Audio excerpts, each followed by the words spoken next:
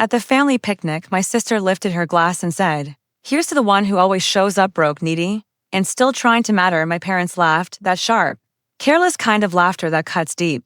It felt like glass cracking inside my chest.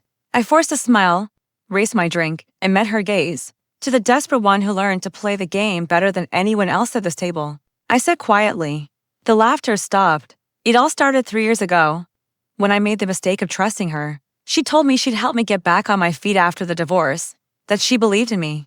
That family takes care of family. I didn't notice the smirk behind her kindness or how her concern came with poison. Every story she told about me turned into a joke. My struggles became her favorite punchline at dinner. She'd whisper my failures like secrets dressed up as sympathy.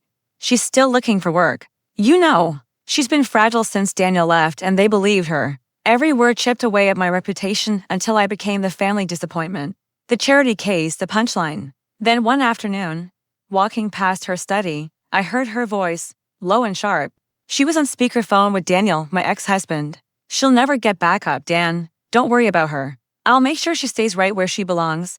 That's when I finally saw it. The smug partnership behind my downfall. She introduced him to my parents, kept him close after the divorce, and fed him every detail about my life, my finances, my job hunts, everything. Together, they made sure I stayed small. So I smiled and I started watching. It didn't take long to see that she wasn't nearly as perfect as she pretended. Her business, the one she loved bragging about, was quietly bleeding money. She was shuffling funds between accounts, patching holes with charm. And Daniel? He was investing with her. Their partnership wasn't just emotional, it was financial. That's when I stopped crying and started planning. I told her I wanted to learn from her success. She loved that.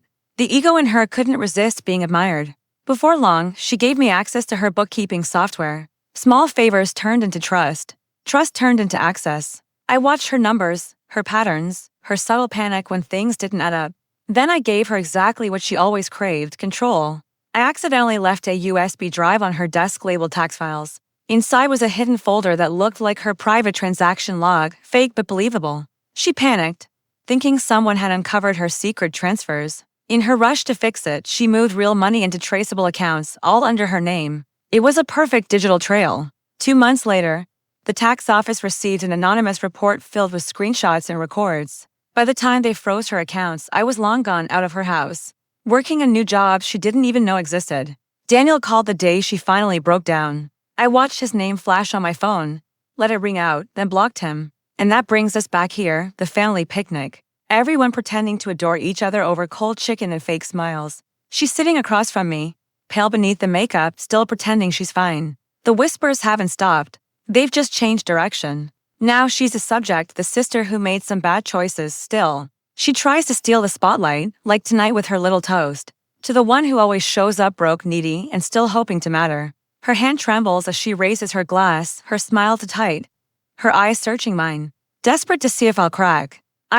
I lift my glass, steady and calm. To the desperate one who learned to play the game better than anyone else at this table. The silence that follows feels sharp enough to cut through air. She knows.